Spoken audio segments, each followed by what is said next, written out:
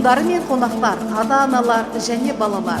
Сіздерді Шымкент қалалық қуыршақ және жасөспірімдер театры ұлыстың ұлы күні Наурыз мерекесімен құттықтай отырып, Наурыздың 21-і, 22-сі, 23-і сағат 12:00 және 14:00-де өтетін Асқар Алтынбековтің Наурыз Думан атты ұлттық нақыштағы музыкалық көктемгі шоу қойылымын бірге тамашалауға шақырамыз.